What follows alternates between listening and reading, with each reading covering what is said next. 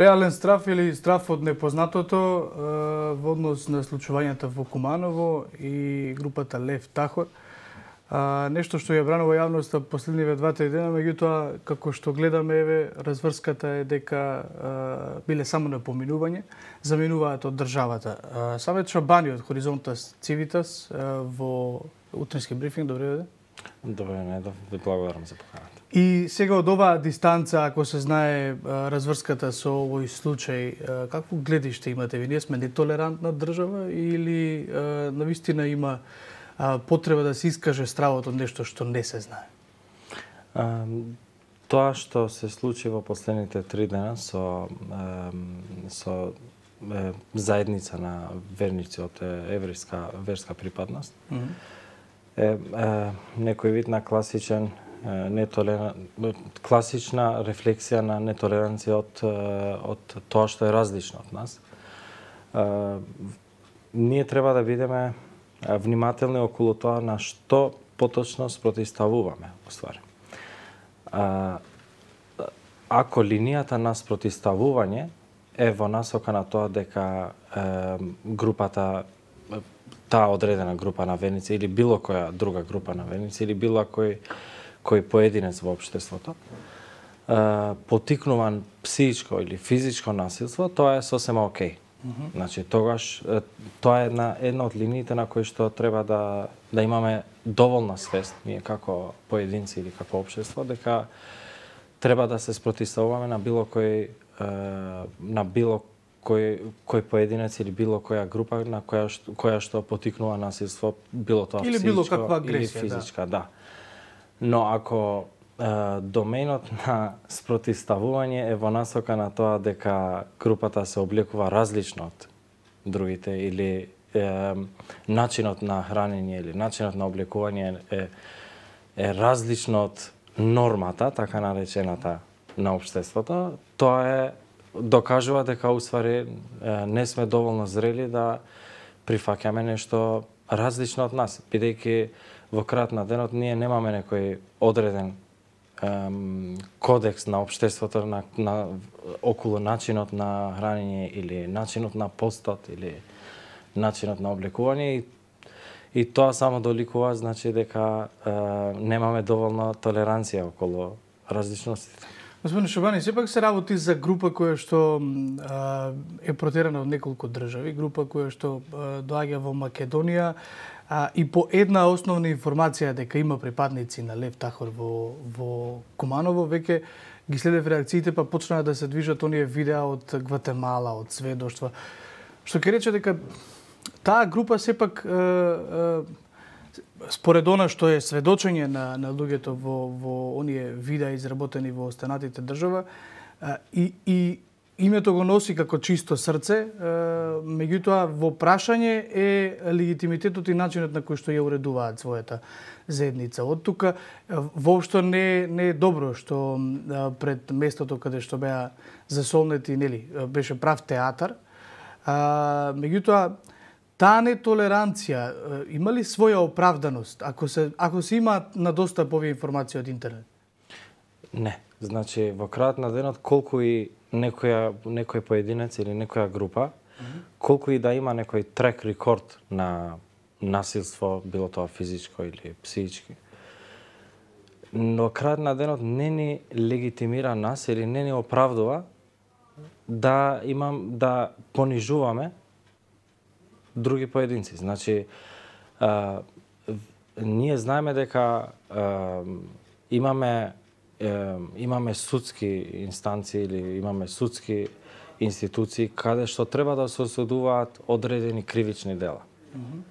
А тоа никако не може да биде некоја персекуција од самата општество. Значи, ние бевме сведоци вчера и завчера и пред 2 дена, значи на класична општествено осудување без никакви докази дека нешто се случило, односно додека тие беа тука во Македонија. Значи, ние не можеме да обвинуваме поединци или група или било кој од луѓето кои што немаат некое конкретно одредено кривично дело и да ги осудуваме или пак да обвинуваме и да ги понижуваме со образложението дека тоа се случило во некое мејато во некоја друга општество или во некоја друга држава. Значи затоа и во самиот почеток кажав, да, ние треба да ги спротивставуваме, да чекаме, да, значи дали има некој одредено кривично дело додека тие се во престојот во Македонија и тоа се судските инстанции кои што треба тоа да го проследат нивниот престој во Македонија. Токму така. Значи ние имаме функционални тие се тие надлежни институции кои што би требало тоа да го прават, иако постои такво нешто. Значи.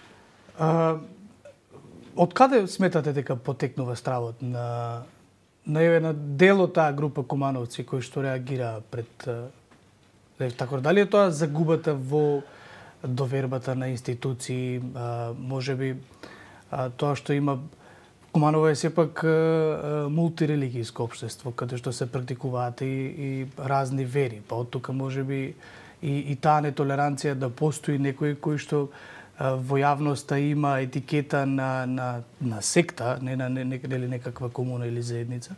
Од каде сметате дека постојат тие стравови? Тие се повеќе хроничните, би рекол, условно кажам, некои хронички предрасуди што ги имаме, стереотипи кон одредена облека, кон одреден увид. И тоа ни потикнува страв за безбедносен живот. Тоа е некако хронично трансферирано помеѓу поединците во општеството и понатаму и значи секогаш кога гледаме нешто различно, не прави да не потикнува дека нашата безбедност е во ризик. И мислам дека тука се тоа, значи да бидеме доволно свесни, да одвоиме на што би требало ние да спротивставуваме. Значи, да треба да спротивставуваме кривично дело, кое што е психичкото насилство или физичкото насилство или таков чин на некое дело, ама не може да спротивставуваме облека и начин на хранување. Значи, тука ми е тоа малку поентата, значи, околу на што поточно ние треба да бидеме доволно свесни како општество, да знаеме да покажеме и толеранција кон одреден начин на верување или практикување на таа вера. Во крајот на денот зборуваме, значи, за заедница која што има свој начин на верување, убедување. Колку е познато, барем во македонските кругови, што значи тоа Лев Тахор? Да, значи, добро, во самиот превод, како што спомнате, тоа значи бистро срце. Во однос на традициите. Да, во однос на традициите. Има ли други луѓе во Македонија, можеби, кои што се кријат дека се припадници, бидејќи не се чувствуваат небезбедно? Не, значи Лев Тахор е само една мала, ајде условно кажано, подсекта на хасидик заедницата, која што е позната за ортодоксниот начин на верување и практикување на еврејската вера. Значи, тие се тие класични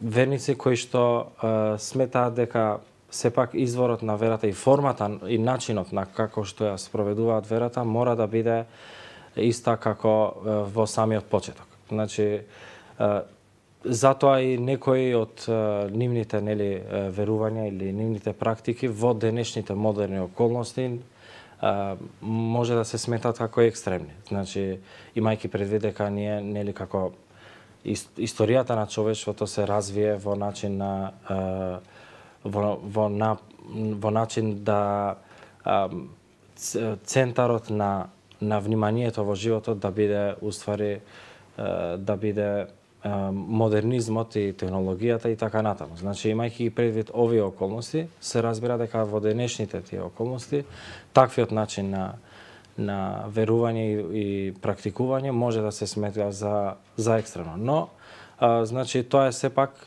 лично убедување.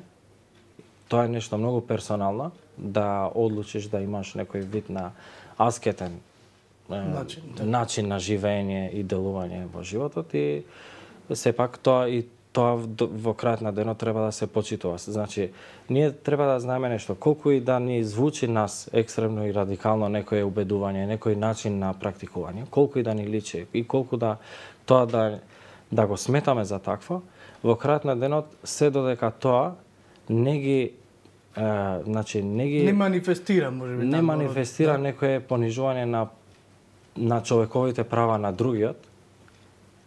Ние тука мора да бидеме, значи, да го почитуваме тој начин на живење. Ние знаеме на крајот на денот имаме и во политичките идеологии, например, нели имаме различности, да? И имаме и различности, имаме и например крајна десница, ги имаме крајна левица или значи такви идеолошки групи кои што се категоризираат како радикални, но во крајот на денот и тие се легитимни политички субјекти кои што имаат право да делуваат и во самиот парламент на некоја одредена држава. Значи, колку и да ни звучи нас радикално некој начин на живење, се додека нема некој резултат кој што не загрозува, да, јасно. Токму така. Значи, се додека нема некој кривично дело, а знаеме дека кривично дело е било тоа психичкото насилство, физичкото насилство, значи нарушување на човековите права. Тука е тој моментот на кој што ние мора како општество и како институции да спротивставуваме. Саме Чебани, Хоризонт Цивикас, ви благодарам на одвоеното време. Фала ви многу, исто така.